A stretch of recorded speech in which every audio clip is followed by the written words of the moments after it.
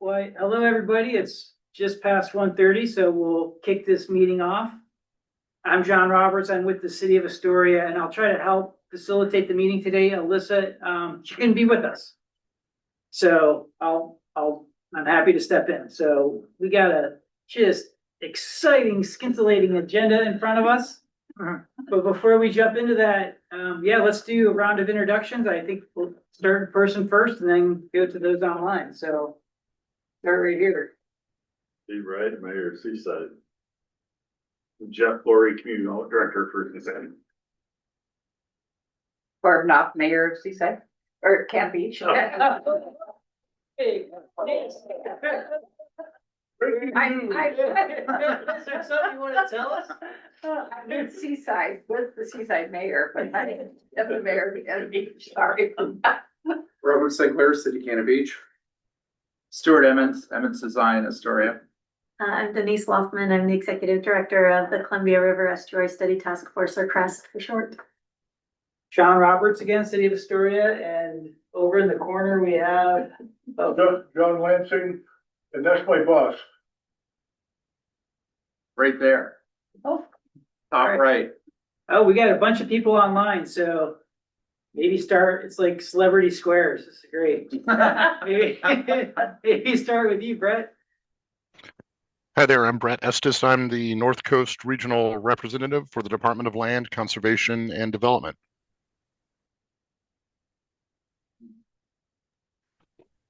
I'll just jump in. I'm Sarah Liu. My last name is Heath. I'm the director of the Columbia Pacific Economic Development District. Good afternoon. I am Kate Allen. I'm the Technical Advisor Team Manager for Oregon Housing and Community Services in the Affordable Rental Housing Work Group. Good to be with you virtually this afternoon. Hey, I'm Garrett Phillips. I'm the Coastal Planner for Columbia River Estuary Study Task Force, and I'll pass it to Chet. Thanks, Garrett. Hi, everyone. Chet Moritz, North Coast Housing Solutions, a nonprofit, and I'll pass it to Gail Hendrickson. I am Gail Hendrickson. I'm the Community Development Director for Clatsop County, and I will pass it to Representative Javdi. Thank you, Gail. Hello, everybody. I'm Cyrus Javdi, State Representative here in our district, which is Tillamook and Clatsop County, and a little sliver I can never forget of Columbia County with Clatskanie. Happy to be here.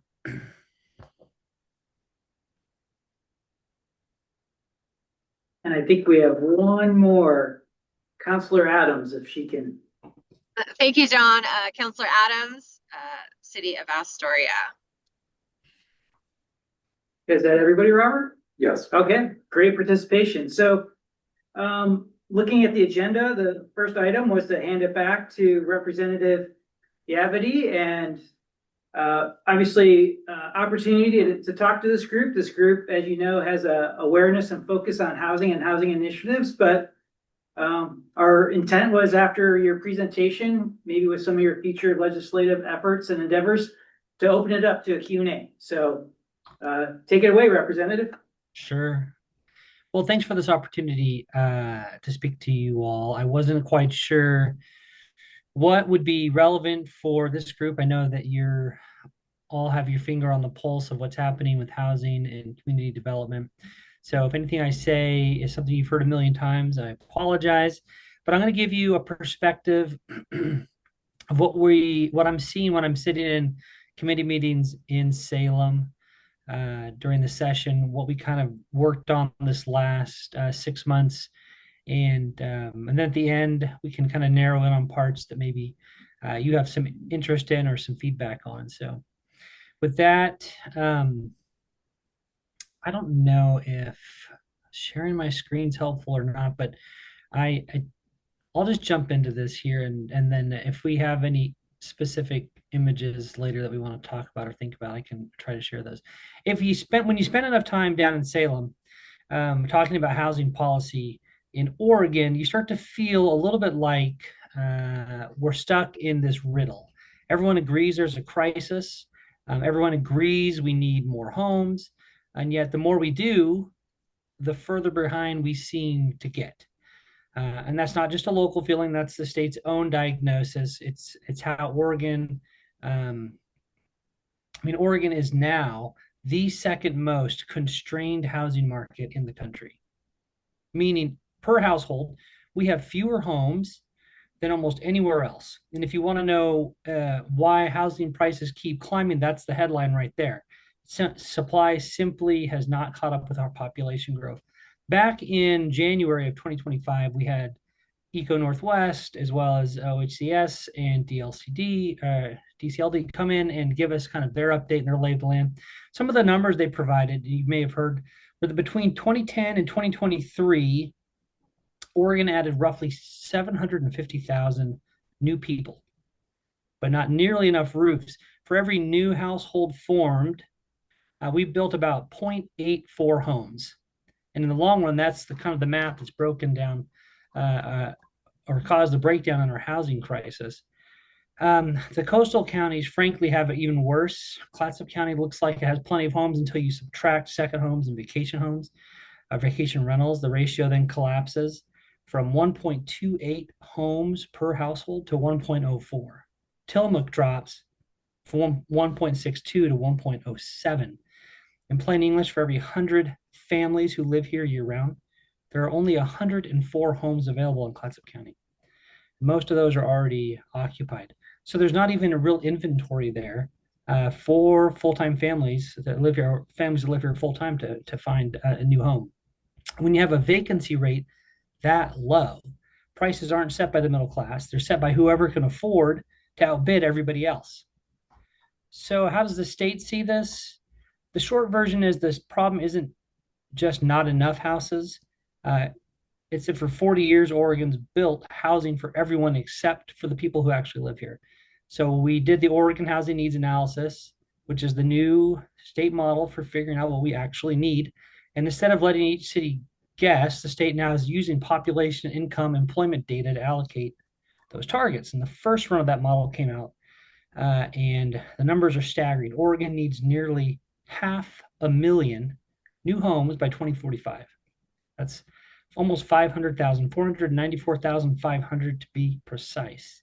And that's not just high-end homes. The need breaks down roughly like this: 20% for households making under 30% of the median income. 17, let me just give that a little bit clearer number here. Yeah, that's about 97,000 homes statewide. On the North Coast, that's 4,500 homes for people who make less than 30% of the median income. For those between 30 and 60% of median income, it's 17%, or about 3,300 homes on the North Coast. For the 60 to 80% range, that's 11% increase. That's the working class group, and that is roughly about 1,300 new homes on the coast up in between Tillamook and Clatsop.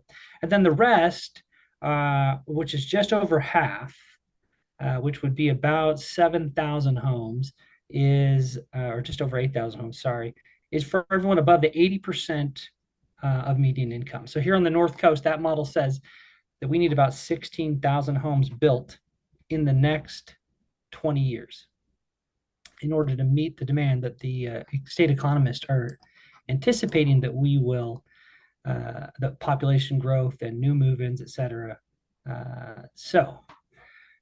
With half of them below median income, half above, we're missing a vital mix. This is also the first time the state's tried to look at housing as a system, not just as a series of isolated city problems. If you fix Clatsop's shortage without touching Tillamook's, or if you fix Tillamook without Seaside or Cannon Beach, you haven't really fixed anything. You've just moved the pressure further up the highway or down the highway, depending on which way we're going. Now, we've seen in the state this last long session and the one before it, we've seen more housing legislation than we've seen really for a long time. In fact, at least the last decade. But we did pass a few bills, I think, that I'm hopeful will help make somewhat of a difference, although I still don't think it's enough. There was Housing Bill 2138. That's the middle housing expansion bill we worked on. Basically, it finishes what we started with House Bill 2001 back in 2019, which forces every city and urban area, including small coastal towns, to allow duplexes, triplexes, quads, cottage clusters, townhomes for wherever single family houses are allowed.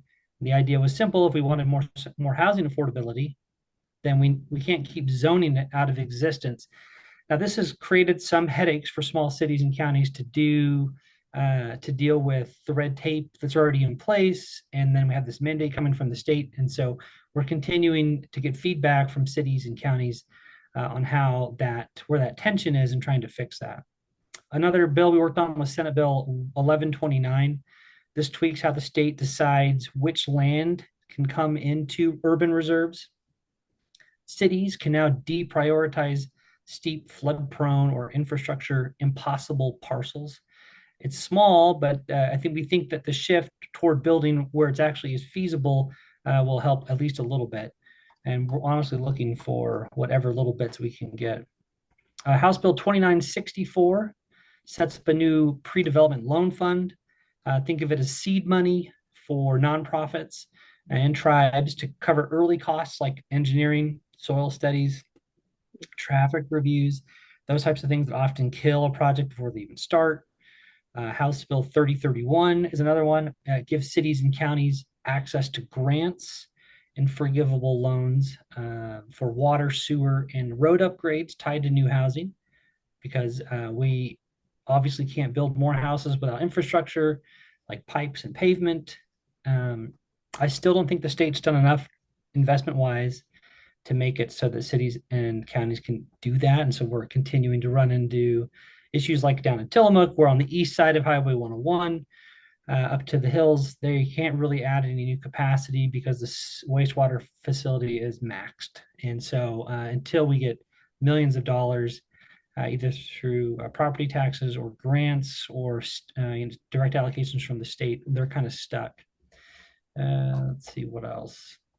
House Bill 2316. This is the Home Start Lands bill. It's basically Oregon's version of use it or lose it. This came from Representative Kevin Mannix. It directs the Department of Administrative Services to inventory all the state-owned property that's been sitting idle inside urban growth boundaries and convert it into affordable housing parcels.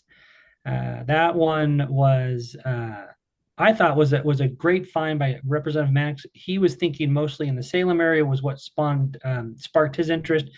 But the more that we talked about it, the more we hoped that this would be something that was usable for several different communities throughout the state. And then finally, we did House Bill 3644, which creates the state's first permanent shelter program instead of a patchwork of emergency dollars. We'll now have regional coordinators and stable funding formulas to help keep shelter beds open longer term. So trying to cover that whole spectrum from the houses that for the most wealthy as all the way down to the people who are just looking for houses. But even with all that policy that we've passed, we're still stuck because policy just doesn't build houses. Capital does. And housing permits have been down 35% statewide since 2023. So 1/3 less housing permits. And the multifamily permits, which obviously cover apartments that we desperately need, are down almost 60% over the same time. So a lot of jittery leaders out there. Interest rates have doubled. Construction insurance is climbing. Skilled labor is scarce, and again, the math doesn't just pencil out.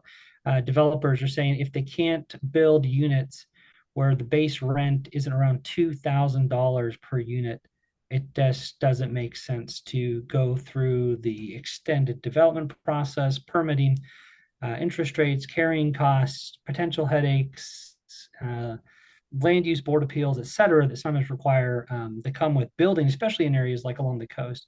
And on the coast, we obviously have the extra layer of difficulty with the FEMA buyout. Practical effect of that's been to slow or halt new construction in broad swaths up and down the coast, and even areas that are already urbanized. FEMA's own mapping is incomplete. Local governments can't issue new permits until they check the boxes that FEMA and NOAA still haven't fully defined. And so we've got this absurd cycle, and the state can't do much about it, which is we keep telling cities build more housing, and then FEMA is saying, well, they can't. And then neither agency can explain exactly how to reconcile the two. So in Tillamook, in Clatsop County, we've got a complete freeze. I know the lot right next to my office down here in Tillamook, we purchased that in 2022. We just want to turn it into some additional parking. We spent $200,000 on the lot. We had an old home that needed to be torn down because it was infested and all those things. And it's still just a vacant lot. We cannot get a permit to build a park, turn it into a parking lot. And so that, for me personally, that's I don't know when that'll change. It's obviously freezing something simple like that, but if we can't build a parking lot, we certainly can't ever build a house down here. So until the federal and state agencies get on the same page about how to protect fish and house people, we're going to keep losing years to process. And that's really the biggest tragedy behind all these numbers, is that everyone agrees we need the housing, but we just haven't figured out how to let people actually build the housing without lawsuits, and how to get developers to actually want to spend money in our communities. One of the economists, just in closing, at the state summed it up better than any politician, said Oregon's housing problem is just really the result of thousands of rational decisions that added up to an irrational outcome. Every city is protecting its character. Every neighborhood fought to stay small. Every regulation has made sense in isolation. Now we've arrived at a place in Oregon where a starter home is $400,000 if you can find one. That's the state, and the state's trying to unwind that. It's not about changing who we are. It's really just admitting that we built a system that really just can't reproduce itself. Interestingly, we had a bill last time that would allow, and it did pass, would allow developers, big developers who have these pre-made floor plans and housing plans with facades already ready to go. All they need to do is get the city's permission to build that in their city. But each city, is locked down what they want their houses to look like. Well, not every city, but a lot of them have. And so they've said back to the developers, go back to the drawing board, change all your plans that you've already got ready to go. They're build ready, and then send them back to us for permitting. And you got developers that are just like, no. I mean, the way that we're even making these pencil out is because we've figured out a way to standardize the process. Now you want us to go back to a custom process, which makes it so that we can't pencil these things out. And so we're trying to find some of that red tape to get out of the way. But slow, it's still on the coast. It's difficult to find housing projects that we are really making a dent in that 16,000. And we need to do more, I think, in the realm of infrastructure dollars, as well as just cutting more red tape so the cities can do it in a way that's practical and feasible. I know in Gearhart, this isn't exactly a housing, but it kind of goes to part of the problem. They want to build that fire department. And if in the area they want to build it, just to put the foundation in is almost $10 million.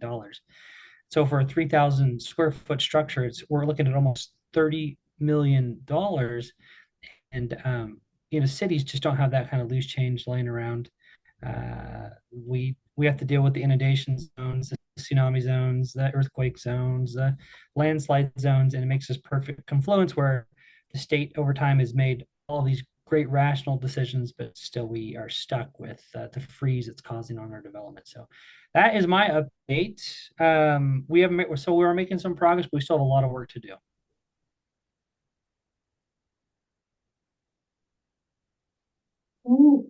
Yeah. Any questions? Mariners.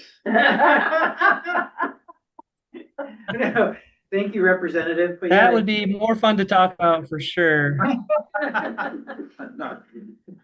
I think, the purpose of this next was to open it up for questions and additional dialogue to have about future legislations, initiatives, sessions.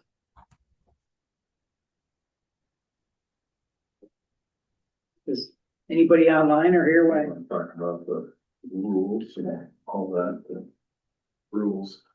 There's so many rules that we can't keep up with. Oh, yeah, I can talk about that. Yeah, so the legislature has put forth a lot of housing initiatives over the last couple of years, and it's to the point for a city like Seaside that was already behind it's almost impossible for us to catch up. DLCD is helping us. They're giving us some grant money to get our codes updated. But we've already been told once we get this code updated, there's new rules that are going to come into play. We're going to be out of date already. So while we're spending time, effort, and money to get us to a good place, because things are changing so fastly at the legislature, that we're never going to get to a point where we're caught up. We're going to do a code amendment after code amendment after code amendment to try to get to a good spot. And I don't know what the answer is at the state level. I don't know if there's a way to let us catch up before we continue to change things. I don't feel like that's going to be an option. But as a small city of 7,300 people, you're looking at the planning staff. That's it. You know, we have small departments. To do these big amendments is costly and time consuming for already constrained staff. And I know I'm not the only one in the room that has those constraints. It's really, really difficult. I'll also touch on one thing that you spoke to, Representative Javity, with Tillamook. There are other communities on the coast that are probably in similar situations with infrastructure. I know here at Seaside, we're starting to evaluate our infrastructure in a meaningful way to see what all the development we're trying to do is going to end up costing our infrastructure systems. And I would not be surprised once that evaluation is complete if we don't find out that we're creeping up on capacity. No, I think you're absolutely right. And what really rings true, what I heard talked about multiple times during the session, was that smaller cities don't have the staff to deal with everything the state's asking them to do, and they need some relief. So that's definitely something I'll take back to Salem and make sure it's on Representative Marsh's agenda, which is what can we do? Is there a way to give them time to catch up and actually focus on solving the problem rather than just updating the code books so that they can solve the problem? And then as far as infrastructure dollars go, it's the cost of doing anything just so we can even start to build houses is astronomical, and we don't have any new sources of income coming in at the local level with property taxes. We're trying to get that transient lodging tax fix. That'll help a little bit with some of the funds that we need, but it's not going to be enough. And when you look at a number like 16,000 new units just between those two counties, I don't even know where they would go without some big changes to where we can build and how we can build. So I hear what you're saying, and I'll definitely bring those concerns back to Salem with me. Yeah, those units that are part of that methodology, we're in Seaside, we've got a lot of good development going on right now. We've got about 300 apartment units that are under construction or permits ready to be issued. We've got one more complex in the pipeline that's going to add another 36 units. And then we've got one more piece of land to develop, and we're pretty much out of land. You can't do all 16,000, is what you're saying. Well, we'll be able to meet, if we were subject to the housing capacity or housing production strategy, we would be able to probably meet the first year or two. And beyond that, we'll dive straight down to very limited development because we're down to just a few single family lots left. Our big open spaces that aren't constrained by natural disasters, hazards, floodplain are pretty much built out at this point. Sorry, is there land that's available that's just unavailable because of red tape, because of, like you just said, natural disaster areas or outside the urban growth boundaries that it's potential inventory, but it's not really inventory because we can't use it? There's potential to expand our UGB to the south and east. However, I believe the city attempted that in the late, 2017, 18 timeframe, and there was a significant amount of public opposition that it was just dropped, from what I understand. UGB expansion that happened around that time incorporated our high school and middle school new construction into the UGB as an institutional campus zone, but no lands were incorporated at that time into the UGB to be used for housing. Okay. I'll go back and look at some of that discussion and see who those stakeholders were and circle back with some legislators and find out what they can remember of it too. But Yeah. I know that there's every time we talk about housing, UGB expansion always is one of the top three things we're discussing. And then we get the typical pushback from the different stakeholders about why it is or isn't a good idea. So we're asking for more housing, but we are making it hard for to find the land to do that. So you're right on. Yeah, and having looked at some other communities like Bend, Beaverton, some of the metro areas, Clackamas area, there's room to expand the UGB that are actual viable buildable lands. They can be met with infrastructure. There's no constraints by floodplain, wetlands, sensitive development areas. And in Seaside, our UGB expansion is straight into mostly constrained areas. There'll be a little bit of high ground we'll be able to build on, but that's probably going to be within our geologic hazard overlay where we're dealing with slides, which then increases the engineering costs and construction costs. So while we would love to do a UGB expansion, it would bring us some housing. I don't know that it's really going to benefit us to the extent that we want it to.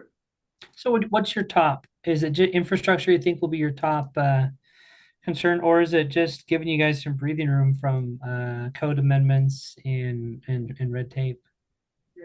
I think the code amendments are going to help us a lot more than hurt us if we can keep up with them, because it poises us for potentially some future infill density analysis and opportunity. But without knowing the capacity of our infrastructure, it's hard to take that leap. We can't add a significant number of new units if our sewer system can't handle it. So I'll have more information on that as soon as we have that analysis done as to what our next steps will be. My feeling is the best opportunity for Seaside is redevelopment of some of our downtown higher density areas into more multifamily housing. But that's also right in the middle of our tourist center. So that balance with the need of tourist accommodations and local workforce housing and infrastructure and carrying capacity of Highway 101 and our residential tiny neighborhood streets, as the mayor will tell you, they were built for Model Ts, not Suburbans. So they're pretty narrow. And when you start adding density, you start adding capacity issues for all of the infrastructure. Okay. Well, thank you. Kate, your hand's up. Yeah, thanks. Appreciated it. Just directly relevant to this conversation, and thanks for your leadership, Rep. Javadi. I think you put an appropriate lens on the housing challenges that we're facing, as well as the good work the legislature's done. I wanted to be sure to shout out our colleagues over at Business Oregon who have just opened up the housing infrastructure financing program. I can drop that site. They sent a press release on October 17th. I can drop that to Garrett so they can make sure everyone gets that or has access to it.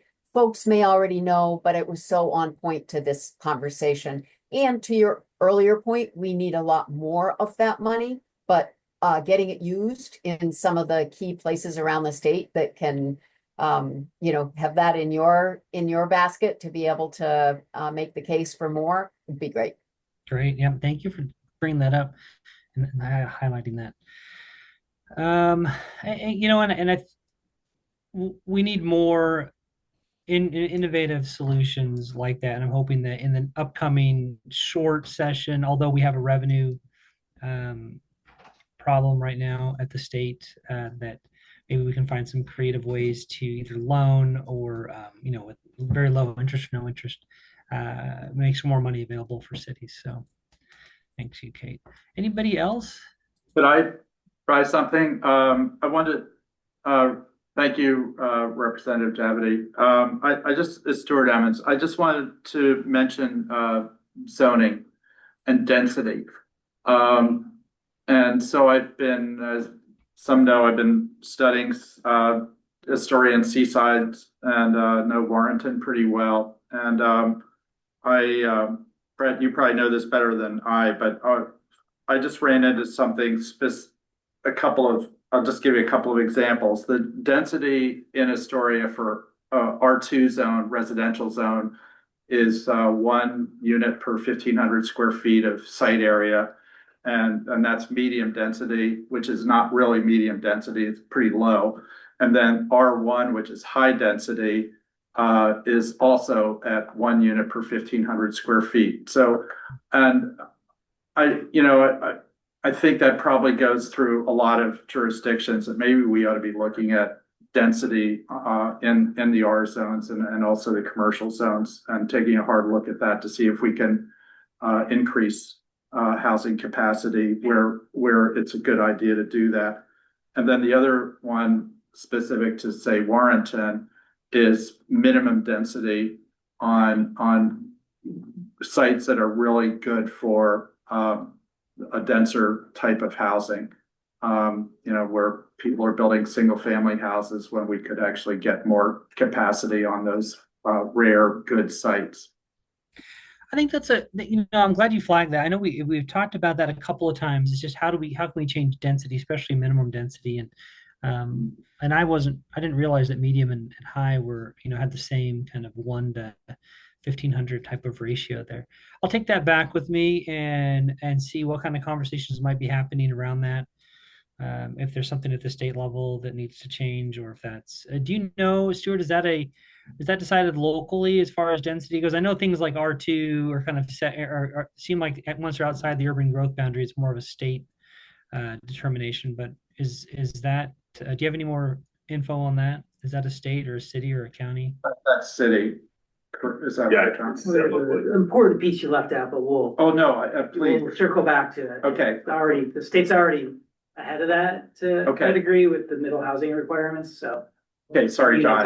But no, it still has some merit. And I know we have that Senate bill that takes parking out requirements out, for instance, and changes the side yards slightly by 10% and things like that. But if you know something I'm missing, I'm all ears. And that speaks to earlier comments. I think the state personally, I think we've reached a spot where it's time to wait and see if all these new requirements that have relaxed unit types do truly impact the density, and I think they are. So okay, great. But yeah, And the fact you mentioned that permits have gone down by 40 or 50% in 2 years. So prices of materials have something to do with that. the problem is the infrastructure costs have gone. Yeah. Right. Okay. Some of the things passed by the legislature, such as Senate Bill 1537, has helped me be able to get projects off the ground that would have not happened. Minor adjustments that would have not allowed ADUs. I think we've done 1 or 2 1537 applications just to get an ADU on a property. And other things such as our affordable housing development that is getting ready to break ground next month. Fingers crossed, everything's still moving forward. That was a 1537 adjustment to parking standards to be able to fit 69 units on that site. As well as being on an industrial piece of land, right? Right, that was was Senate Bill 8 that got us there. So the tools that have been provided by the legislature to some extent in Seaside have been working to get housing spread. It's just, again, I'll fall back to the infrastructure concern. Until we know where our infrastructure is at, I have serious concerns about increasing density significantly. And maybe I'm wrong. Hopefully I'm wrong. We got the capacity that I think our electeds would be in support of making changes to increase density in certain areas of the city. All right, I have to jump and go back to being a dentist now. Is there any other questions or notes I could take down before I leave? Sounds like the housing challenges are now just a root canal here instead. Root canals are way easier than the housing. Oh, challenges. yeah. If the state starts regulating root canals the way they're doing housing, I'm quitting. I am done. Yeah. Just, Jeff did mention, and I want to make sure everybody out there is aware of it too, especially you, Cyrus, that we are having a groundbreaking on Friday, November 7th at 3 o'clock. And we'd be very pleased if you could make it. You should have received the invitation. I've already talked to your rep here and you have a photo op about the same time, but he's gonna make sure you get there. All right, that's this Friday at 3? No, the 7th. 7th of I think that's on my. I'll double check. And that reminds me, John is there. I appreciate him being there. If there's anything else that comes up after I log off here, make sure John's aware of it and he'll get it to me. But I appreciate everybody taking some time to let me give you a brief update. And I've made some good notes here. I'll definitely be looking into some of this, and feel free to reach out directly to me if there's anything you want to discuss further. Thank you. Thank you. Right. All right. Yep. Bye. Back to the root canal. Well, we'll segues into the next item, micro studios that Stuart's gonna provide us a background and presentation on. Okay, well, Kate, you and I have talked about these, and John and Steve and Jeff, and I think that covers 4 in this meeting who are familiar with this. So it's a big week for me. I'm going to the AIA has our award ceremony on Friday, and there's a video of me and 2 other people for our work and getting fellowship at AIA this year from the state of Oregon. And my work is being honored for my work with homelessness and innovation and modular housing. And I want to do something about the housing crisis, and I feel like we need to look at innovative products. We need to look at factory built housing and any other solutions, 3D printing and whatever, to get to these numbers that are very, very difficult to achieve. And so I've been working on, there's a House bill that's tied to LIFT funds.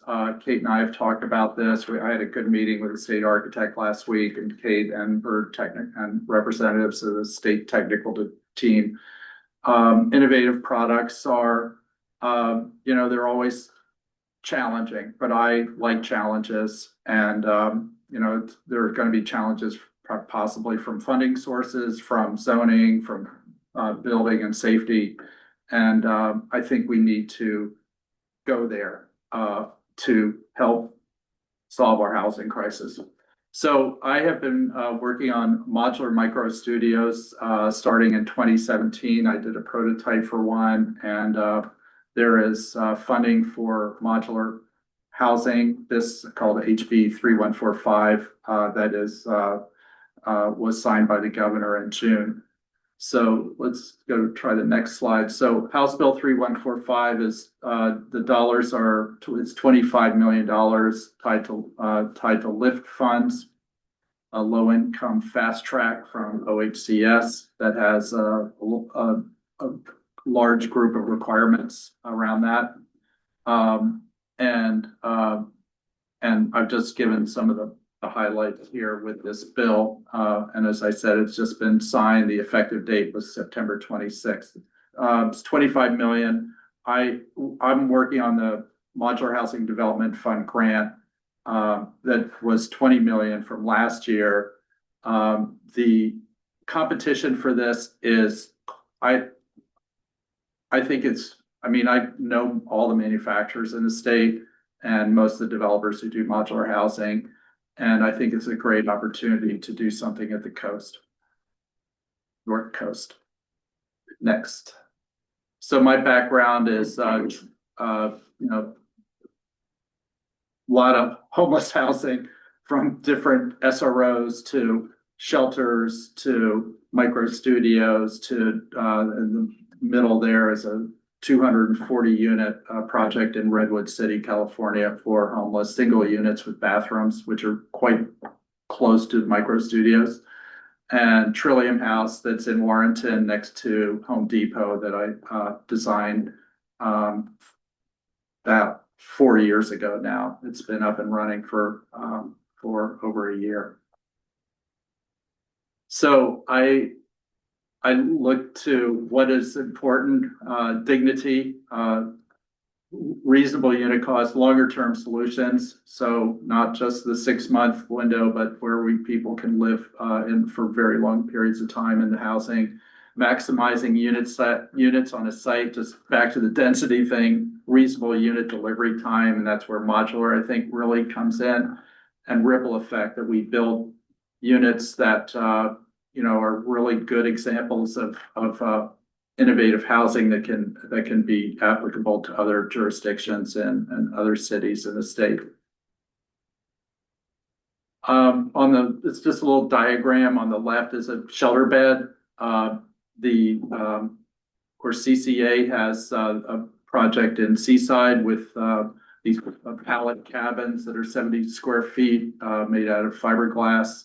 Those could call them tiny houses too, which kind of fit in there. Bathrooms are outside in another enclosure, or sometimes I've seen outhouses or porta potties, and they have to be spaced, and they're 1 story, of course, so they're fairly inefficient on a site. And I question the dignity of these units. I mean, if we have to do it, they're about $18,000, I believe, at a factory FOB, so they're fairly inexpensive, and many jurisdictions are buying them. There's actually a factory in Portland that's building some now. The micro studio is the next step, which is about half the size of the studio over on the right. I would say out of factory, or it's hard to compare apples to apples, but I'm looking to achieve a unit cost of about half of what a full-blown studio is, which means 2 people get housed instead of 1. And we built a prototype in 2017, and I really like it. I think it's a really good solution, and it has a bathroom dedicated for each resident, which I've done many where bathrooms are outside the units, and people at 3 a.m. pouring rain, 40-degree temperatures have to go use the facilities, and they're shared facilities. I really think it's important for dignity to have one's own bathroom. Kitchen prep.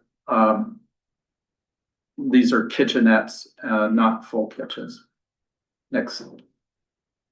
So the HB 3145, the schedule is ambitious. I don't know if we're going to hit it. There will be a committee. Of course, it got signed. It became effective last month, just about a month ago.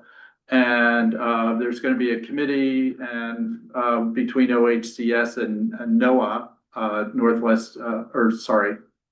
Network of Affordable Housing, run by Bill Van Fleet. And so there's going to be also a committee that will help craft the RFPs, and then they will come out. I'm showing 2 months. It might take longer than that. And then there'll be a process to put proposals together, and then a selection process. And then hopefully in early to mid 2026, projects are going into final design and construction.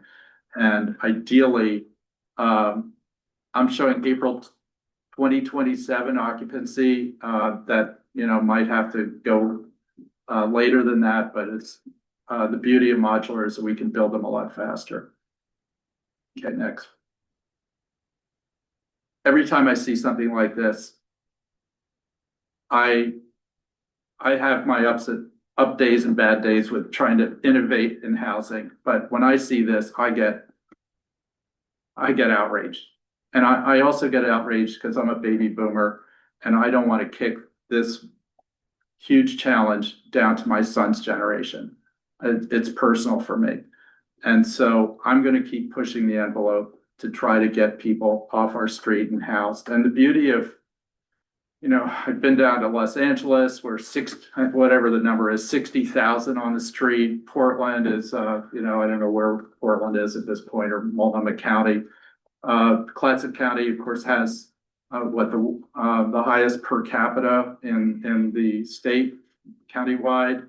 But I still think our numbers are not like LA, not like Portland, where we can really have a huge impact on homelessness in our county. Okay, next. So the micro studio, I like the idea with modular is to build them in one factory and then site them in different locations. That's sort of the beauty of manufacturing, is that we can standardize a unit, build them efficiently. Why redesign a kitchen, for instance, for every housing, build a really nice unit that can go to multiple sites. So to demonstrate that, there are 2 sites. I looked all over again, like I did with Trillium House, all over the county looking for sites, and also to tie to organizations that could manage and serve the populations after they were completed. So Restoration House in Seaside is the red dot in Seaside. I've known Brad for a long time, and they have a project teed up, and this would be a group of micro studios in their back area towards they have a little house that's in the waterway. It would be in that location behind the house. And then up in Astoria on Niagara, Clatsop Community Action has those Navy houses. That's where I ran into, the zoning issue with R2. And Niagara has, CCA owns just a very, very large parcel of land up there that and the Navy housing from 1942 are duplexes. So I think we're about 14, or it's a pretty low number of residents up there. Okay. And just backing up quickly. And then I just have blue dots there for manufacturers. We don't have that many manufacturers in Oregon. We have IntelliFab, I really like, down in Klamath Falls. It's kind of far away. Mods PDX is doing a mass timber product that I really like in Portland, and they're very much closer to us. And there's several as Blazer and just east of Salem, and a couple of other manufacturers. So we don't have a lot of choices for manufacturing. This is the project in Astoria showing the 7 modules on top of 7 modules. There's over on the bottom left, there's a little, those are those duplexes, the Navy housing. These are just little maps on the right of all of Astoria in the middle, and then zoomed in with a red square over on the bottom right. And this would take down 2 of the duplexes and put micro studios in. And, maybe after the dust clears and whatever, with possible rezoning on this site, and CCA also owns the site to the east of this. And I think this is a really great site for some density up there. And it's not Niagara's, after Heritage Square, I'm a little sensitive to NIMBY and neighborhoods this Niagara's kind of a drive-through site and isn't really in a neighborhood and doesn't have people across the street, and it's I think it's a good location for housing. Okay. And then this is 5 over 5 behind the Restoration House, which is over on the bottom right, a little Victorian house. This is their backyard area, and then 2 maps to the right to show the location, fairly close to downtown.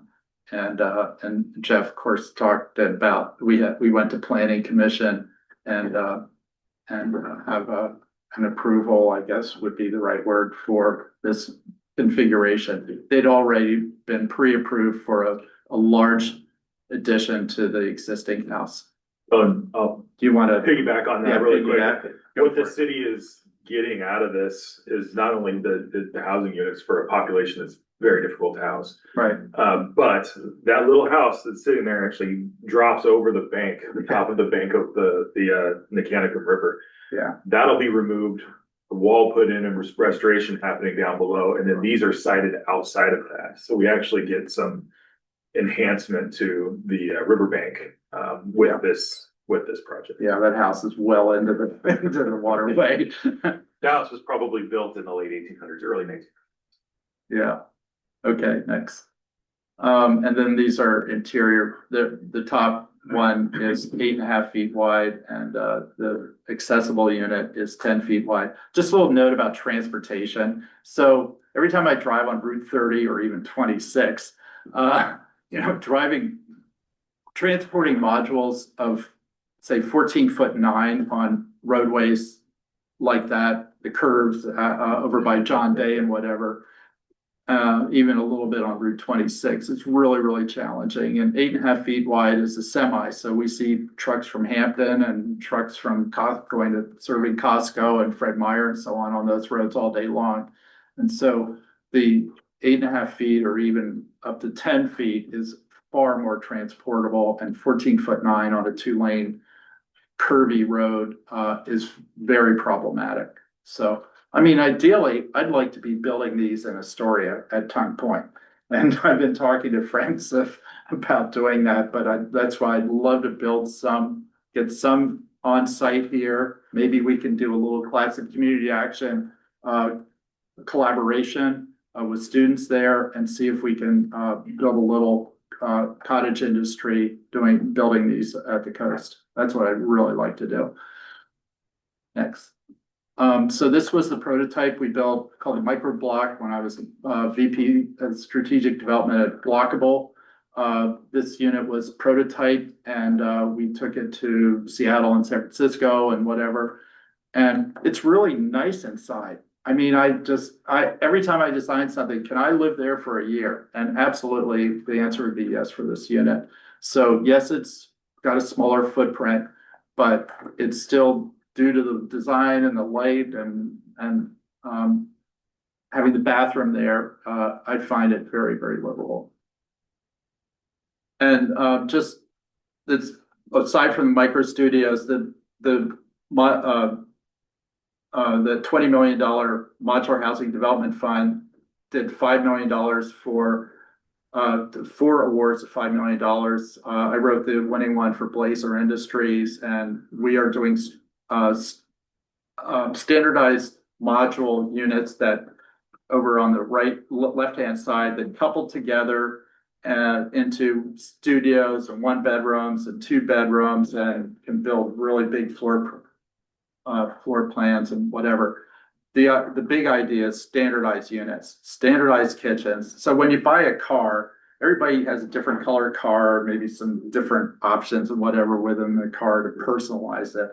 So it's not like every housing project looks the same, but a lot of those things like bathroom design and kitchen design are standardized so we can build them more efficiently at less cost and build more of them. And you got to have a nighttime view. And so anyhow, thanks for that. George, could you tell me what's the difference between this concept and the container cans? Yes, I haven't done a container project, but I certainly looked at containers pretty carefully, and I have many of my board members are doing container projects at Building Institute. Containers are designed to contain product, and so they're not square, and they are what they are, and the walls need to be insulated. We have piping and systems that we have to put in. There's a company down in Salem that was retrofitting containers, and they were ending up building this wood kind of structure inside the container so they could have hollow walls to run electric through and whatever. And I just said, well, why don't we just build our own container, build something the same size? I think it's more efficient than working around a steel container. So, and to comply with energy code and other, and just the most efficient way to get systems in. And I think we can build these things a lot faster, a lot more efficiently if we're not working around an existing container. And that's just my bias, but I've certainly looked at doing that, and you know, more power to the people who are making it happen. But I think it's better just to build around. Are there some tax credits for the purchasers of these, or that you would use a developer for these cottages? I'm not aware of any. What would happen if you went to the legislature and had community colleges mandated to provide for living purposes on their campuses these housing opportunities? Well, funny you mention that. There was a college in down Route 30 who contacted me about these, and because there wasn't direct funding right at the minute for these, but then they said, wait a minute, these things would be perfect for our students, and half of them are living in motels right now at extreme costs. And of course, Mayor, we talked about J1 workers, and I was gonna ask, Mayor, do you know how many J1s we had in Seaside this year? I met at least 4 or 5. And just my travels around the house, but I mentioned to him that this was better than my student house. Yeah, me too. I would have loved that. And they're bigger. Yeah, they're in Holland. They are, and the bathroom was in the room. It wasn't down the hall. Yeah, exactly. The bathroom next to the unit is really a big deal. And in Holland, they are using containers container size dorms for dorms at colleges. I have a question about the mass timber aspect of this. Yeah. As mass timber continues to become more online, and the timber industry continues to kind of see the value added of it, especially, I'll just speak to in Oregon. Could you see something like this growing in terms of production across the state where they wouldn't have to be shipped as far, like where there would be more production facilities for it as it becomes more well-known and used more?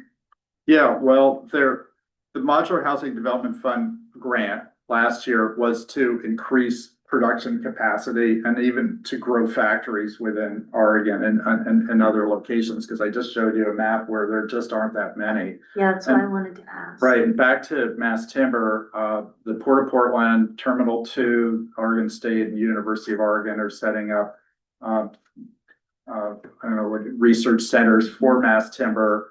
We have 2 big mass timber companies with Prayers and what's the other one? Sorry, Timber Lab, I think. That's the wrong name. But and Zog is a Swiss company coming in to Terminal 2 to do mass timber. And the company that I mentioned, Mods PDX, also has a mass timber product that they built a prototype for that's absolutely beautiful. So I think the solution with I love the product. I just don't, the wall. I think, Hacienda did a fully mass timber product. Cedarstone down in Eugene did. Working systems within mass timber walls, I think is really difficult, but I think floor and ceiling could be mass timber, and maybe walls are a little bit more traditional, where there's a cavity for all the services and whatever. But yeah, it's a natural for Oregon. Can you speak to the pushback from adjoining property owners about the aesthetic and fit for something visually that looks like that? What the potential pushback could be when you talk about NIMBYism and the effects of pushing projects like this forward and trying to get people to, with the extensive amount of construction happening in Astoria, it's hard enough to get people to even open up some of their ideas, changing around the visual aesthetics of how some of this modernization of development looks. It's difficult even with some of the stuff that's happening in town for some people to adjust to. So Yeah, I'm just curious about, I mean, I don't have a problem with it, but I know that many people have a difficult time adjusting to what these types of housing looks like. Yeah. Well, Kate and I, of course, with Heritage Square, we, lived through a pretty big, NIMBY, issue, and I certainly have through my whole career. And, so there's the design, I think in Heritage Square's case, blockage of views nobody would admit it, but I think that was behind a lot of it. And it was very minor, the blockages, but, so I mean, as a truly designer, they just picking it as an issue when it might be, they're blocking my view.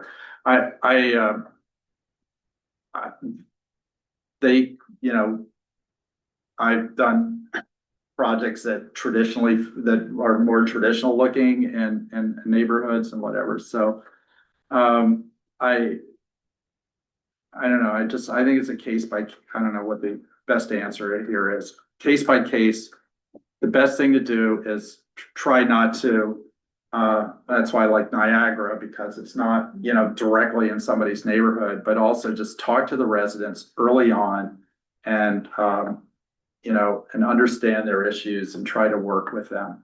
But that goes to density and, if we upzone stuff and whatever, we're always going to get pushback.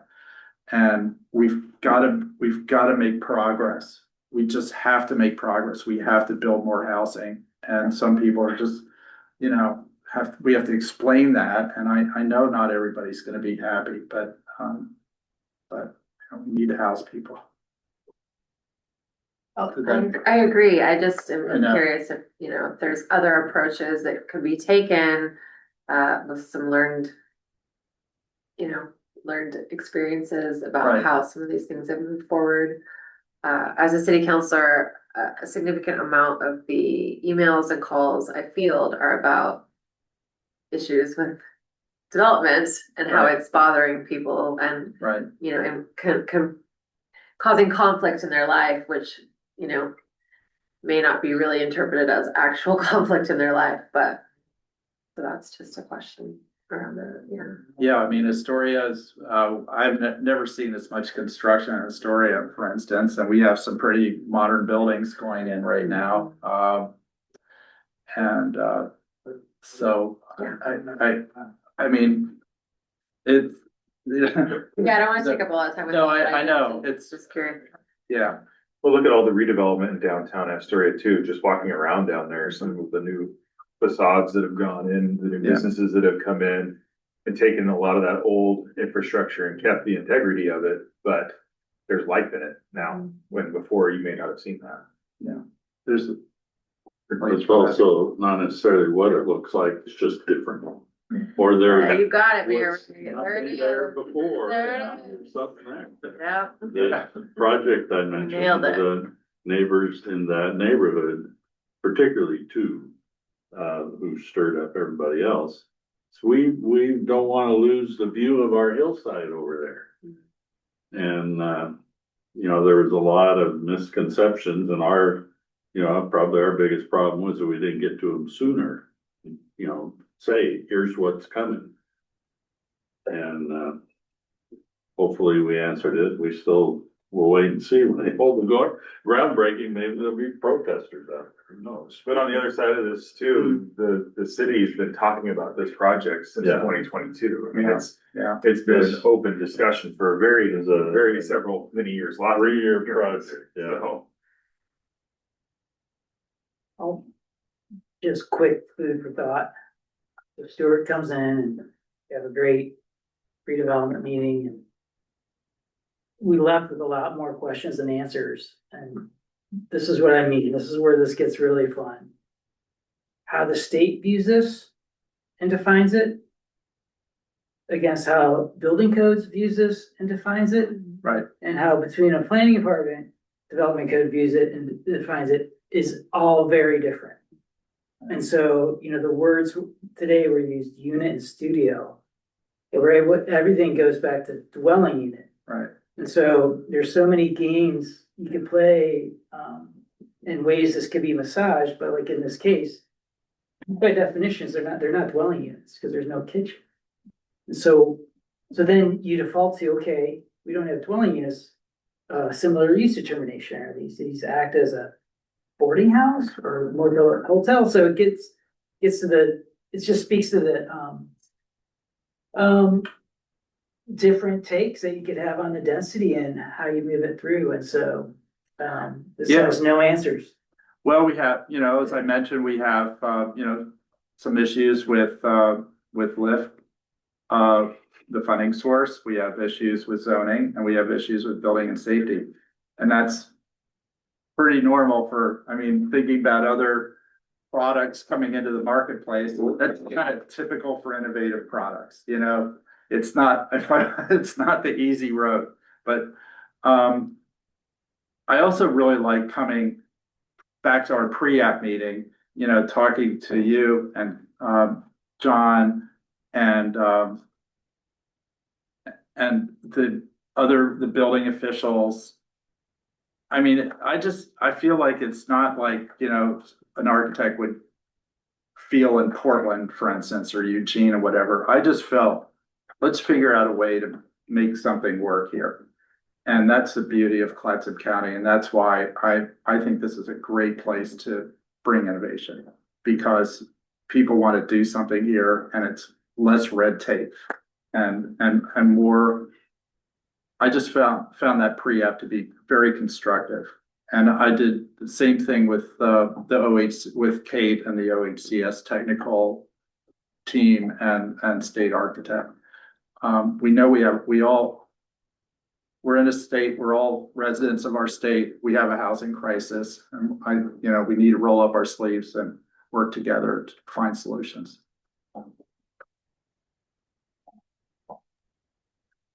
So the next step is to wait, hear from on funding, or? Yes. Okay. Thankfully, we're not dealing with the density issues because our commercial zone doesn't have density requirements. So we don't have to step over that problem. And that project, the beauty of that project too, is that it's already been it's gone through the land use entitlement.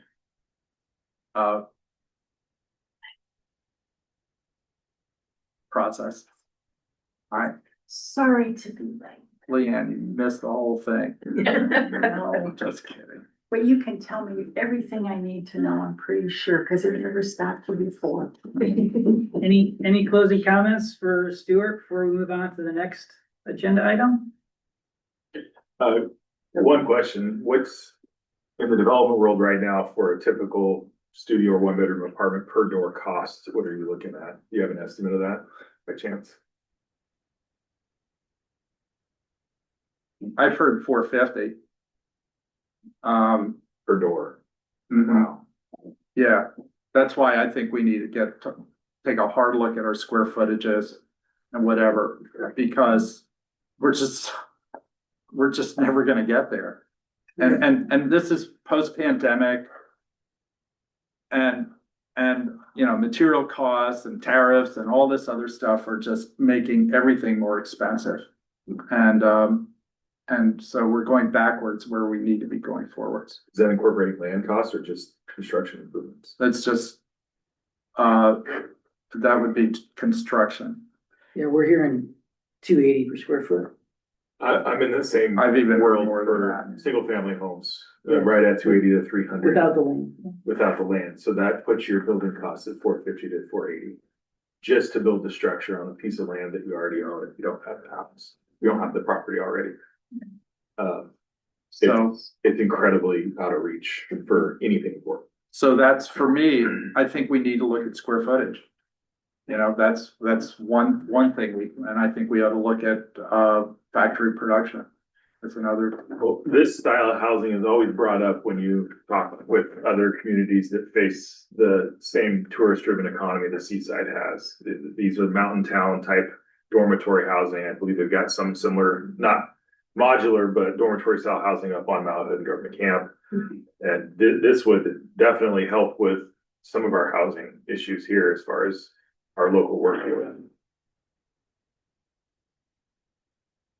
Especially if we're gonna tie some kind of economic piece to it using, like you said, college students, college, or using Tower Point, or, you know, adding some other kind of prefab piece to it, on site would be You mean building it here? correct, yes. Oh, I'd love to do that. I Yeah. always wanted, you know, from years ago, I looked at Tongue Point as being a, you know, great opportunity to do something like that.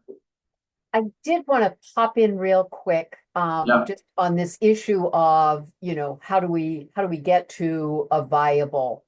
And I just kind of want to appreciate the work that Stuart is doing on this and that he's coming to the respective tables at Oregon Housing with you all to kind of lay out a vision and then let us poke and prod at it. And I think that's what's going to get us closer to some shifts in some pretty calcified thinking about what is a appropriate housing response. And I think from the state's perspective, we need to be following the lead of jurisdictions. And I think, you know, the state architect for Oregon Housing, and of course, you know, we're primarily focused on that 60 below, but that's certainly part of the need. But I think the state's architect is signaling that while we have things that have been, you know, in the manual for as long, I mean, well before Stuart and I had silver hair, a lot of that has not changed. And I think what the work Stuart's doing to talk with you and learn about what would be what would meet community needs, and then coming back to us and saying right now the funding isn't a fit, what can we be doing? So I think the will to come up with a slightly more flexible response is here.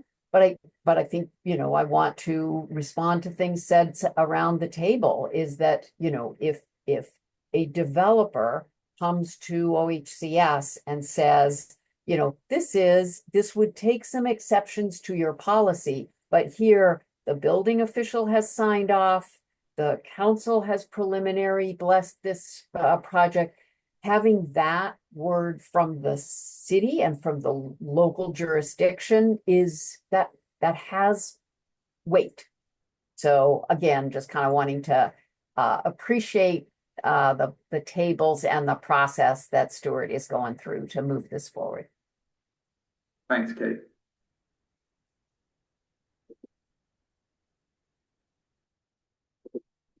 Okay. Thanks, Stuart. Thanks, John. Stay tuned. Cross fingers. Thanks. The next item on the agenda was intended to be a real quick one, 5 minutes or less, and that was an update on the Historia Housing Initiative Program, which I'll hand over to Counselor Adams, but can provide a little background. Wow. But I didn't know that was gonna happen. yeah, let me try giving a background and then see if I get it right. Let's see what you have to say about it. See, so this was Housing Initiative Program, HIP, it's HIP. Yeah. HIP. You guys like that or not? Was adopted basically. Like it. Yeah. The rest of it. It was adopted Monday, and I think it's symbolic, I think, of the council sort of crystallizing discussions that have been going on for years. And it's just a great step forward in saying, hey, we have more tools to help advance good, affordable workforce housing projects. And there was one or two situations where projects independently came in to ask for money, and they were awarded money for these projects in the downtown area. And just council and staff realized that there wasn't a lot of structure or criteria in evaluating the merits of these projects. So the city had a unique opportunity and had about $500,000 in a fund. And so it looked at that fund of $500,000, said, hey, what are the criteria that we would use to evaluate a project when it came in to see if we'd award them money? And that's what was discussed and decided on Monday. Just basically the sideboards, and sort of parameters to evaluate projects. Like John said, it was really in response to being less reactionary to being presented with challenges of organizations or agencies in the community who are asking for certain kinds of assistance, and for lack of having a programmatic way in which we were looking at that. So putting it into a program that has distinct criteria, but also has a little bit of wiggle room in order to speak to addressing the council's what we think is achievable goals for housing for all Astorians, which encompasses a lot of different types of housing initiatives underneath that broader, larger goal. It's kind of a bit of a pilot, I guess, for us to kind of try it out, see what kinds of developers or interested parties come forward and ask for this funding. We're going to kind of reevaluate it after a certain amount of time, and see where we go with it. But it takes that fund, which was just kind of this 140 fund, and really applies it to making actionable progress in some of our housing goals. Where does this money come Yeah, from? that's my question too. You said a 140 fund, is So, that? yeah, I know, it's our budget, so how would you know, right? Yeah. Yeah, so this is dedicated funding that we have put aside for housing and homelessness. So this came out of the general fund or something? It is, yeah, it is Okay. general fund. Counselor, wasn't this the funds that came from the overpaying of tax dollars through the Astor West Urban Renewal District? Yes, thank you, Brett, for Yeah, I can explain that drilling as down a little bit more specifically. yeah, I can explain to that as Yes, it just general funding tax dollars, yes, yeah, I can explain that a little bit more. I'm the one who created that fund when I was a city manager back in the day. Thank you, Brett Estes, for jumping in. Yeah, so what this was is the Astor West Urban Renewal District was coming to the top of the level of amount of collections that could be received within that urban renewal district, and Clatsop County overcollected above that amount, and then notified the city that there was an overcollection of funds. It's not an overcollection of money from the properties, but overcollection of money that would have gone into the Astor West Urban Renewal District. And so what ended up happening is the money that was above the amount collected, the city council at the time had to decide what they were going to do with those resources. And a separate fund was created by the city council to be able to put those monies in a specific fund for a specific set of projects. And as I understand it, Councilor, what what the council has done is has taken that fund that was created and has more specified the use of those dollars. So it was resources that came in from the overcollection of resources that since everything was topped off in that Astor West district. Thank you, Brett. And what year was that fund was created? I am guessing around 2021. I mean, that's my guesstimate as to when it was. Yeah, so I think it was kind of similar to what you're saying, kind of the water was on and nobody turned it off, and we kind of got this over collection. Right. And then we had Consejo Espanol come to us. What kind of preempted the council in dictating this HIP program too is that Consejo Espanol came to us and asked for some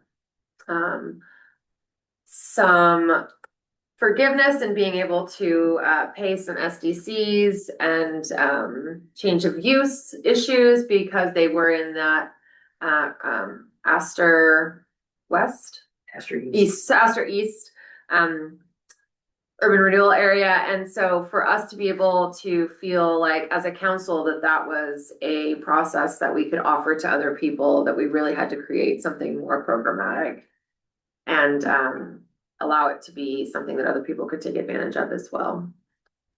Has there been any discussion council level on replenishment once you spend that out? We have actually talked about some other additional ideas around that, and unfortunately I didn't get to talk to Representative Javity about some of his viewpoints around some other types of funding sources. But there are ideas around other funding sources identified through some vacant home tax type, not tax, sorry, wrong word, vacant home fee. Thank you. Thank you. Yeah, don't use the wrong word in the wrong room, right? And fees and and some other ideas around replenishment. But yeah, we realize that it definitely is something that needs to, I mean, obviously the money wasn't going to continue to collect any kind of additional. Does anybody in the room or on Zoom have any, with that vacant home fee, is there any example in Oregon where that's implemented that anybody knows of? Because I don't. I don't know if I've looked too terribly hard into it, but I don't know if anybody's implemented it yet. Yeah, and I think that comes, we've been talking about that for an extended period of time since I've been on council, which I've only been on for 3 years, so it's very, very new. But that was an original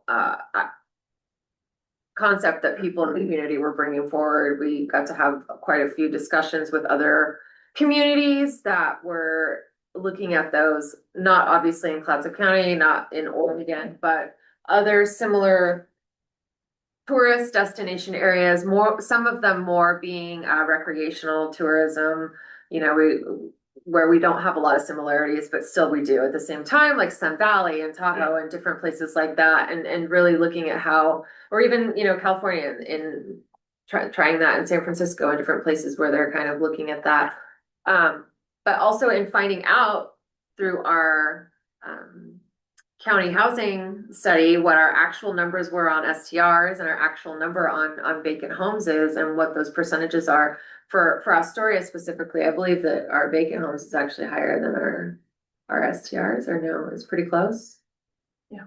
Really? I think it is. Vacant homes are way higher. Yeah. So us kind of really looking at like, what does that look like? And is there a potential to look at, and whether that comes from the council or if it comes from a community initiative, I don't know, but there's different approaches to that.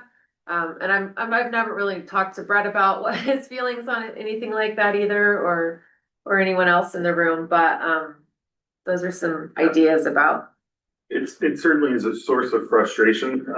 I'm working with a property owner right now with his neighbor, and in speaking with him and another neighbor, there's a duplex sitting vacant in Seaside, walkable to downtown, that nobody's even been to in over 4 years. Yeah. Wow. We have a lot of similar things in Astoria where we have people saying, hey, I haven't seen in the 5 houses that are around me, I haven't seen anybody except for the guy who cuts the lawn in 5 years on any of these houses.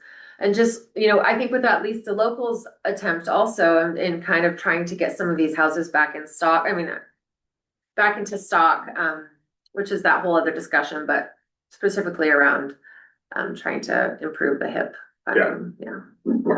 Tillamook. Commissioner Scar talks a lot about it in Tillamook. I don't know if it's going anyplace, but she's been talking about it for a long time. Okay. I'll have to get in and pay attention to that, because, yeah. And thank you, Brett, for backing me up there. Yeah, sure. Yeah, and just for clarity on that, as the counselor said, that these are general fund dollars. These are monies that were collected above the urban renewal collection amount, and so then they just translated into general fund dollars that the council is able to utilize, as they designated in that fund. And hey, John, while I've got you here, and with the counselor mentioning the whole vacant building issue, I was able to talk to Jeff last week about some codes in Astoria they're developed. I'm going back now, maybe I'm going to say 2010. Refer to the time of the derelict building ordinance, and this is in the municipal code, whereby there were some vacant buildings that was coming out of the economic downturn of the 2008, where you had a bunch of repoed houses that were sitting vacant, and the homes were starting to look really rough with unmaintained yards. With we had some circumstances, rats coming in and out of houses, and through that code, they're able to get to be able to work to be able to get those homes back on, back with people living in them. But the thing is maybe some of the difference in some of the circumstances where they're maybe being maintained and no one's living in there is a little bit different. But John, I suggested John that he talk to you, and if you need some help finding those codes in the municipal code, I'll be able to help connect the dots at least. So. Yeah, I am looking at that, Brett, definitely after our discussion, because there's housing stock in Seaside that is not being used at all. It's just sitting there.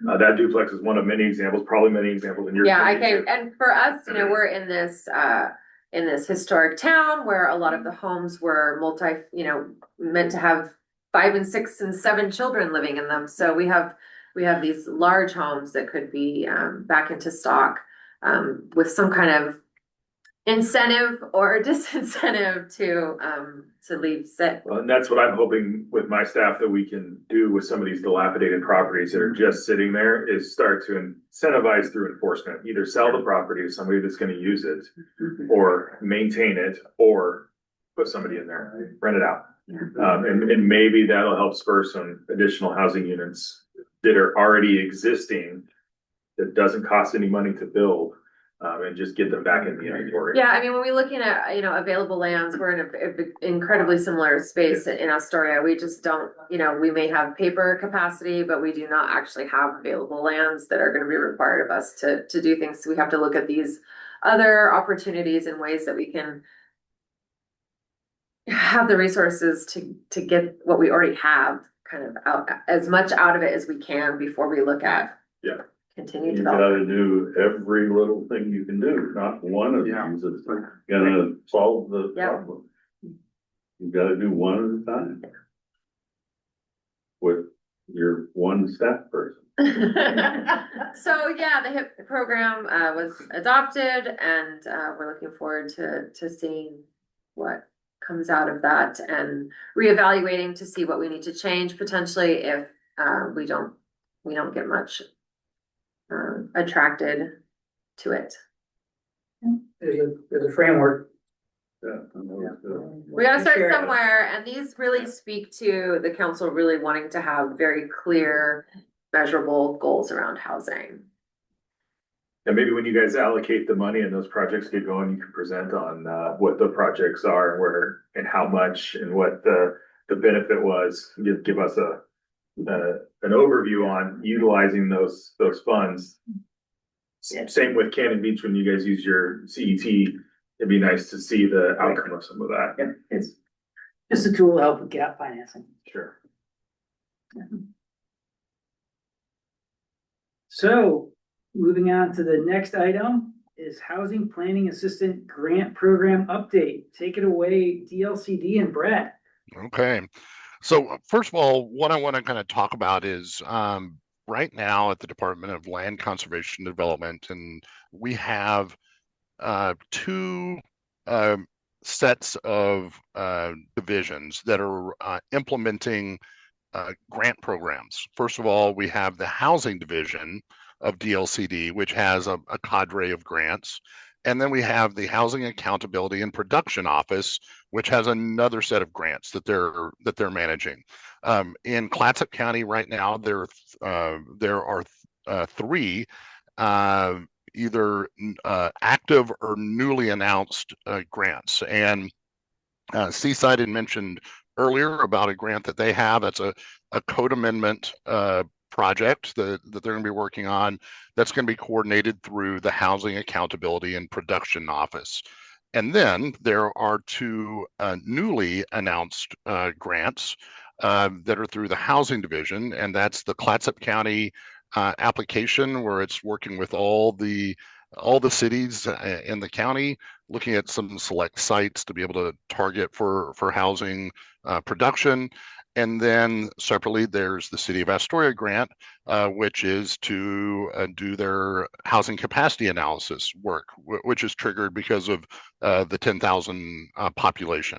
And so the last two I was talking about, those announcements have been made. And now our housing division staff are going to be working with the county staff and the city staff in putting together scopes. And so Alyssa Gertler will be working with the DLCD folks, and John, I saw the email came in earlier to be able to get going on that. The counties and the City of Astoria's grants are not specific dollar amounts, they're project based, and that both grants were for DLCD led consultants, whereby the grant recipients work with DLCD staff to come up with the scope, and then a DLCD negotiates the contract with the consultant team. And so those we're looking at having those contracts wrapped up here a little bit around New Year's in early January to be able to get those projects started. One thing that's going to be because the housing staff at DLCD have the number of staffers has been increased. In the past, it was me that was working on negotiating all the scopes. I'll tell you that right now I have housing capacity analyses for a total of 10 jurisdictions in my area. And so luckily the housing staff are going to be doing a lot of work and a lot of kind of the contract negotiations, and I'll be keeping tabs on all the projects throughout the area with some additional help that you'll see that's a little bit different than what you've seen from prior years in working with DLCD grants.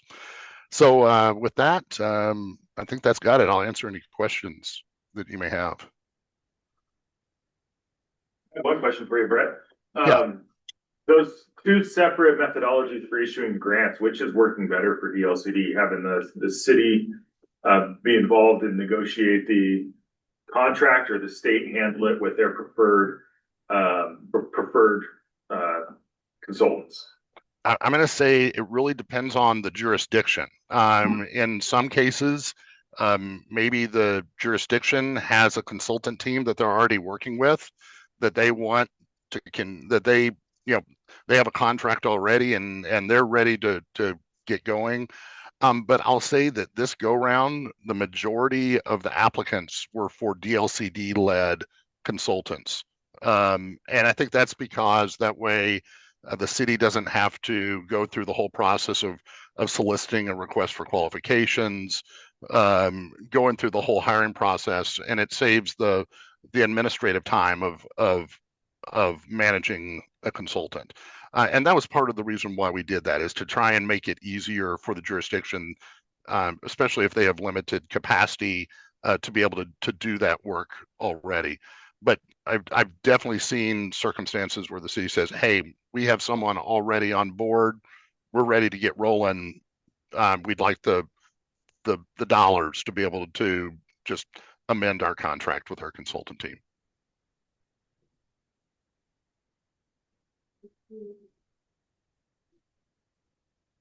Show us the money. No, thank you, DLCD, for your support and help. Good deal. We're anxious to get going. See ya. I was being sorry. And if anybody hasn't contacted and spoken to the HAPO office, they've been very helpful. When I've had questions, and Brett's been helpful facilitating those conversations. So they're there and they are available. Yeah, we had Kieran Turnbull, at our earlier meeting. Was that maybe last time we got together? And when you submit a question through the HAPO, Housing Accountability and Production Office intake system, you usually get a bounce back that says, we'll try to get you an answer in 5 days. And I'm understanding that what I'm hearing from the planners in my area, that it's and it may sometimes, for a detailed question, you may get an initial response saying, hey, we've got it, we're digging into it. But if it's a more simple question, to be able to get an answer, you're getting responses within 5 days.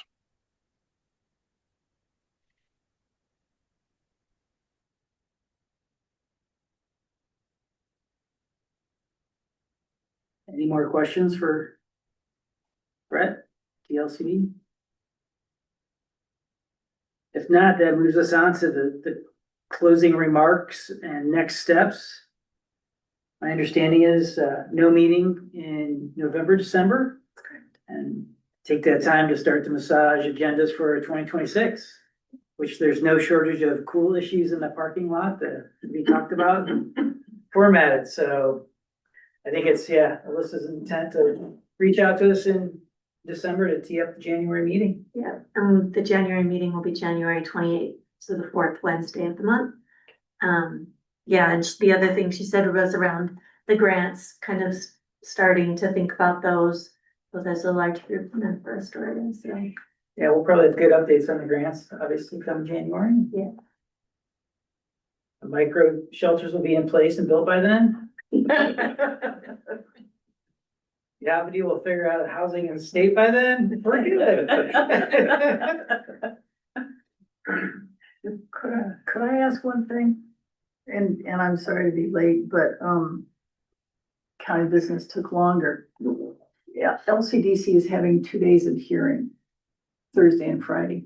And, we're gonna hear input about the rules regarding the housing, the HAPO.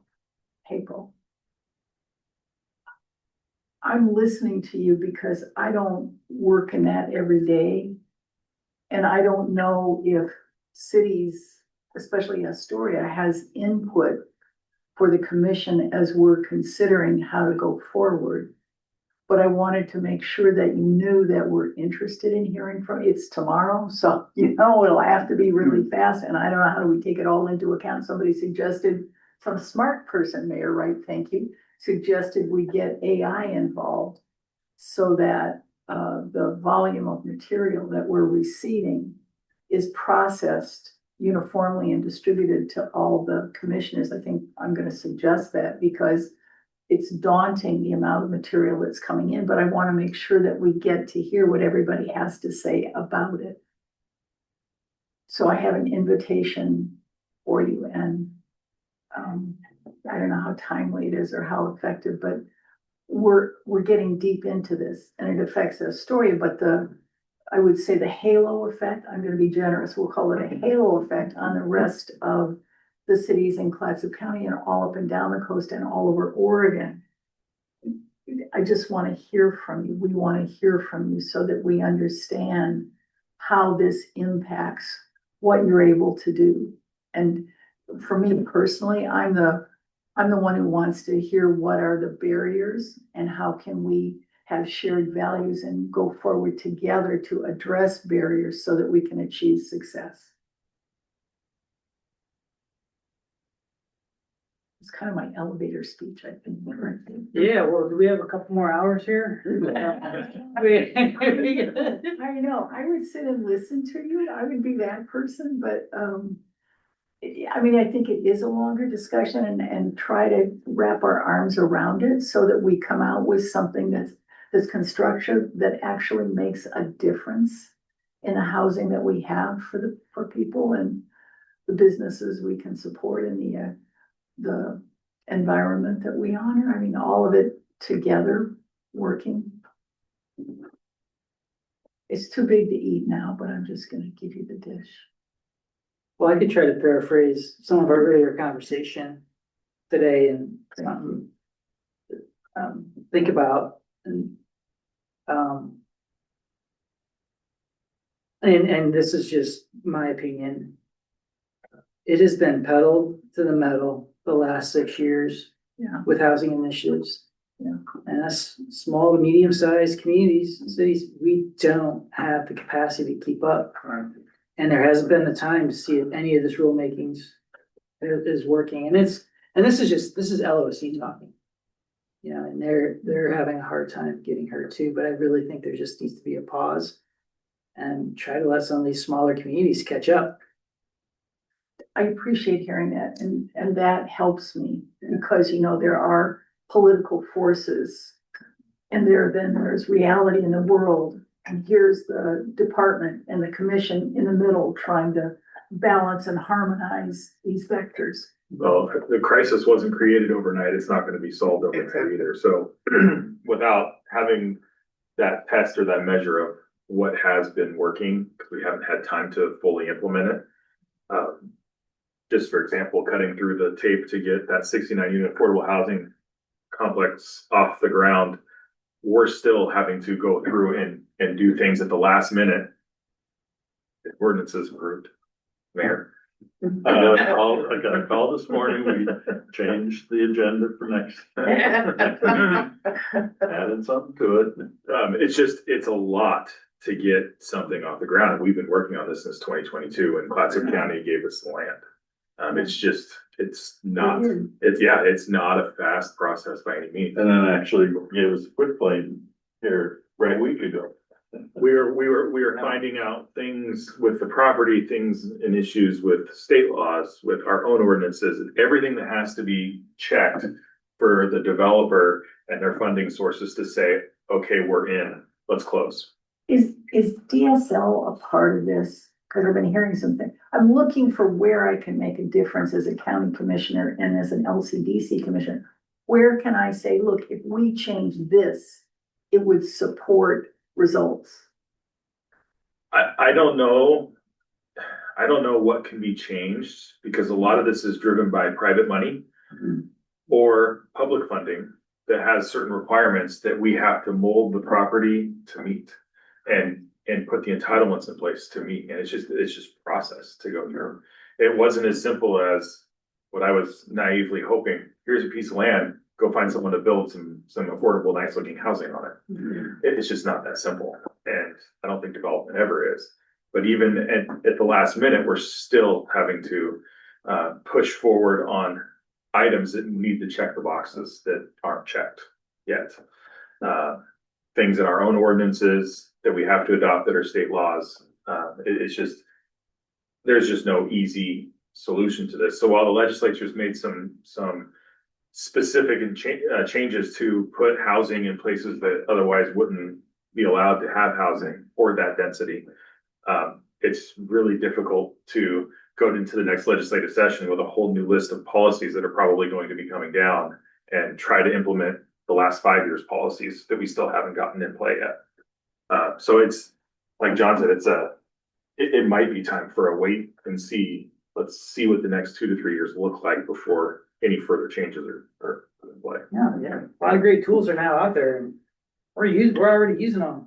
Get really creative, but rulemaking is what it is. I've sat on many rulemaking committees, right? You're just going down these nuanced pathways, developing more red tape for something that's only applicable to a handful of jurisdictions. So would you put that in a letter real fast and send it? No. Okay, answer is your answer. All right, I have my answer. Well, it's a little tough. Right? No, it's well, because everybody's doing the best they can, and there is so much hard work that's been done by so many people in you know, at this, everywhere. And yet, there are still everything that has to be taken care of. And the more we add on, the more there is to be taken care of. Is that the short version? Is that the non-planner version of reality? Yeah, the OER is just, get untenable. Okay, I'll do my best to present your point of view. It's better straight from the horse's mouth. Right, and again, LOC had a great position and they're very articulate about this. It's Okay. like, hey, we don't know if any of this is working yet. Please try to relax the pace of this. Okay. You can't whip a horse that's already overloaded and expect it to go faster. And believe me, the jurisdictions that have the capacity and staff, I'm jealous, and they're keeping up, but that's a small percentage of the 241 towns.